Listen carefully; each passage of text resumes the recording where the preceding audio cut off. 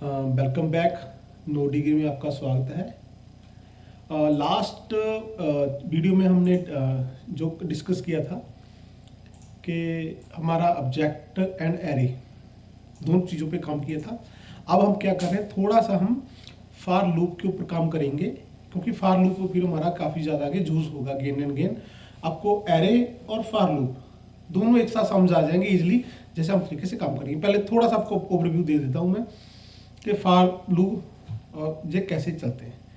Technically जो फार loops है उसका एक सिंपल सा लॉजिक है कि आप एक किसी चीज़ की इनिशियल वैल्यू और उसकी एंड वैल्यू आप उसकी दे देते हो, उसके बिटवीन वो अगेन एंड अगेन चीज़ें रिपीट होती रहती हैं, उसमें आप जो भी लिख दोगे। फॉर एग्जाम्पल मैं बोल रहा हूँ, अगर हम सिंपल फार लूप की बात कर रहे हैं, अगर मैं बोलता हूँ कि मुझे 1 से लेके 10 तक मैंने कंटिन्यूसली प्रिंट कराना है, दैट मीन जब तक मेरी कंडीशन वो ट्रू फॉल्स रहेगी तब तक वो चलता रहे। जब ट्रू होगी तो वो अपने आप लूप क्लोज हो जाएगा। ठीक है, तो ये सिंपल सा एक लूप का फॉर्मूला चलता है, उसके अंदर आप कुछ भी कर सकते हो।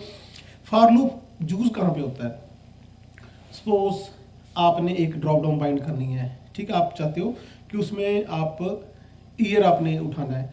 फॉर एग्जाम्पल मैं चाहता हूँ कि अभी जैसे 2025 चल रहा है, मैं चाहता हूँ कि 2001 से लेके 2025 तक मेरे साथ मेरे ड्रॉप डाउन में लूप आ जाए, तो उस तरीके से फिर हमारा फॉर लूप वहाँ पे यूज होता है। तो अलग अलग तरह के लूप है। सबसे पहले हम बिल्कुल सिंपल करेंगे फॉर लूप, उससे फिर आगे आगे जैसे जैसे हमारा हो गया एरे, उसी हिसाब से हम उसको यूज करते रहेंगे। ठीक है ना, तो हम सीधा कोडिंग की बात करते हैं। सबसे पहले हम एक नया पेज क्रिएट कर लेते हैं, फॉर लूप डॉट एचटीएमएल। हम वैसे ही करेंगे।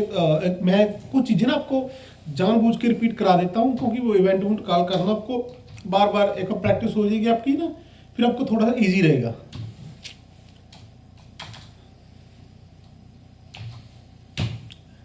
मैंने सब कुछ हटा दिया, मैंने यहाँ पे कुछ नहीं रखा, ठीक है ना।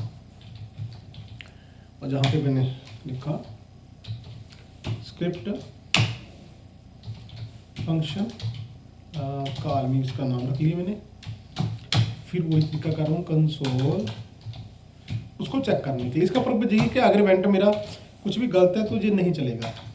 आई रीस्ट, अब क्या कह रहा हूँ मैं, थोड़ी सी इसमें मैं गलती करूँगा, ठीक है, आपको ये बता दूंगा क्लियर करके। जैसे यहाँ पे लिखा मैंने ऑन क्लिक, जहाँ पे लिखा मैंने कॉल मी, ठीक है ना।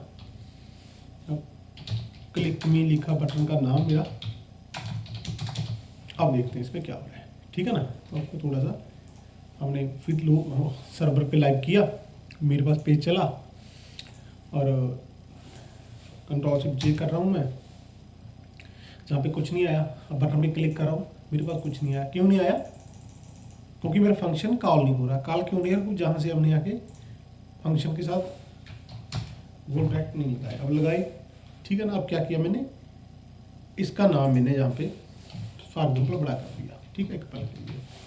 अब मैं इसको फिर रिफ्रेश कर रहा हूँ। अब देखो, अब जहाँ पे एरर आ रही है, क्यों? क्योंकि मैंने फंक्शन का नाम गलत दे दिया था। अभी इसको इस नाम का फंक्शन नहीं मिलेगा, क्योंकि जावास्क्रिप्ट केस सेंसिटिव है, तो नाम आपको प्रॉपर रखना पड़ेगा जो भी उसका होगा। डन। अब फ्रेश किया, अब क्लिक कर रहा हूँ, मेरे पास आईडी से पहुँच गया, दैट मीन्स मेरा बटन चल गया। एक चीज़ तो क्लियर होगी। अब बात करते हैं फॉर लूप की। हम कंसोल को, अब फॉर लूप का सिंपल सा फंडा क्या है, मैंने लिखा फॉर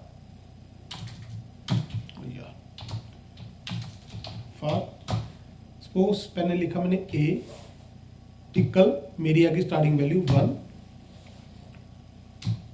इसके बाद ए कब तक चले मेरा, मान के चलो 10 तक चलना चाहिए, ए प्लस प्लस, ठीक है। दैट मीन्स ए एक मेरा ए प्लस होता रहेगा। अब क्या होगा, इसमें अंदर लिखा मैंने कंसोल डॉट लॉग, इसके अंदर लिखा मैंने वैल्यू ए की, मैंने वैल्यू लगा दी, ठीक है ना।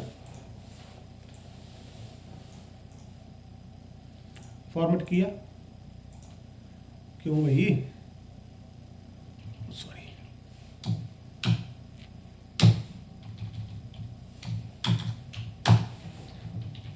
फॉर्मेट कर देते हैं। अब फिर मैं इसको रिपीट कर देता हूँ। फॉर चलाया मैंने, ए की वैल्यू रख दी मैंने 1, दैट मीन जब एक से चले, कहाँ तक चले, जब तक 10 या 10 से कम की वैल्यू ना हो, और ए प्लस, इसका मतलब साइन असाइनमेंट लगा दिया मैंने, एक एक प्लस होता रहेगा। अब क्या होगा, जब पहली बार मेरा ए लूप चलेगा तो जहाँ पे वैल्यू 1 आएगी, इसके बाद 2 आएगी, फिर 3 आएगी, फिर 4 आएगी। ठीक है ना।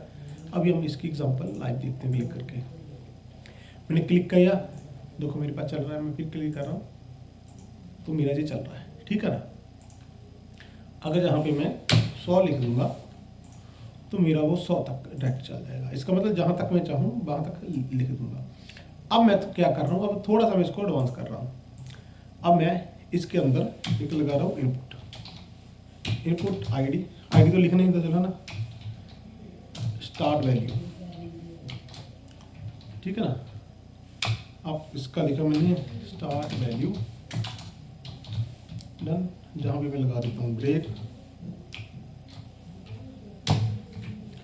अब स्टार्ट वैल्यू का, जहाँ पे मेरा स्टार्ट वैल्यू है ना, अब जहाँ पे क्या कर रहा हूँ मैं, फिर वही लेट वैल्यू का नाम मैं जो भी लिखना था एज इट कॉपी कर देता कि गेट डॉक्यूमेंट,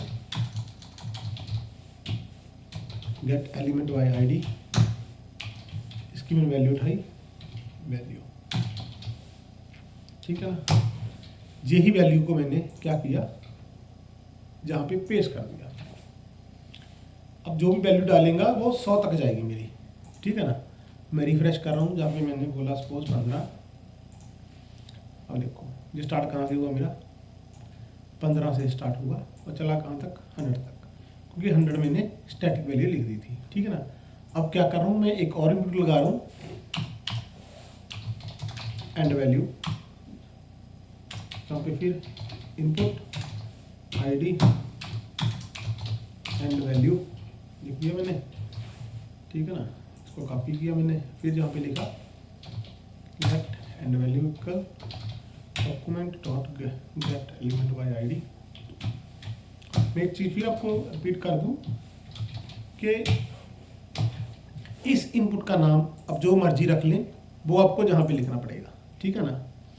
बट ये जो वेरिएबल किया है इसका नाम कुछ भी लिख सकते हो, मैं इसको एंड वैल्यू 2 भी लिख सकता हूँ, उससे कोई फर्क नहीं पड़ने वाला। ठीक है ना। उसको कॉपी किया, अब मैं 100 की जगह पे वैल्यू को पेस्ट कर दिया अपना। अब क्या होगा, ये चलेगा कहाँ से, स्टार्ट वैल्यू से। एंड कहाँ से होगा, जो मैंने एंड वैल्यू दी है। ठीक है। चलो अभी हम देखते हैं।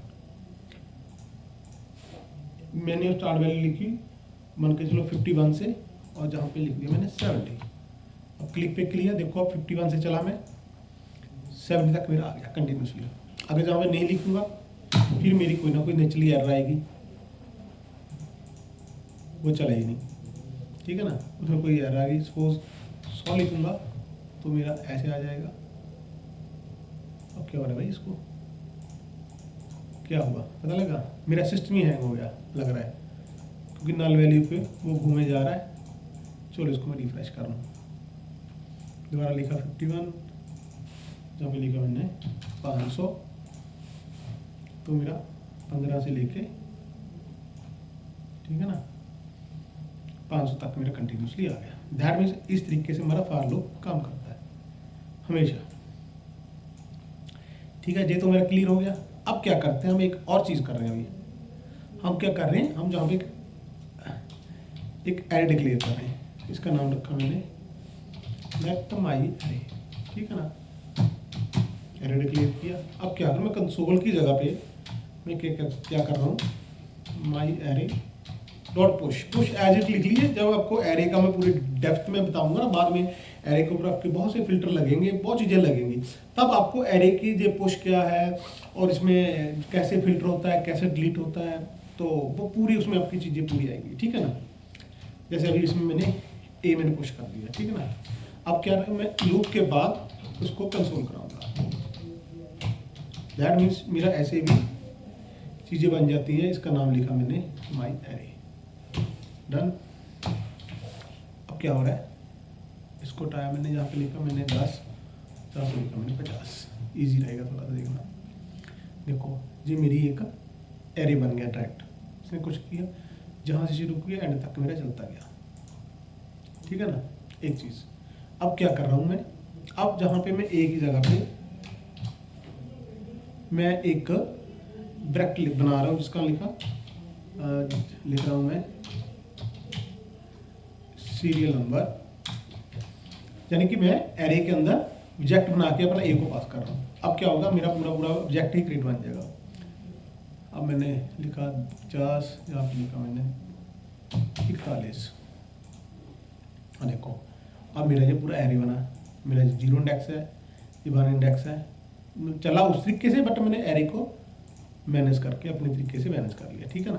दैट मीन्स अब मैं डायनामिकली मैं ऑब्जेक्ट भी क्रिएट कर रहा हूँ, अपना लूप भी चला रहा हूँ, प्लस मैं एक डायनामिकली अपना पूरा पूरा एरे क्रिएट कर रहा हूँ, ठीक है ना। अब क्या करेंगे, हम इस फॉर लूप को अब आगे अपने इंटरफेस में यूज करेंगे, प्लस हमारा मैप भी वहाँ पे चलेगा।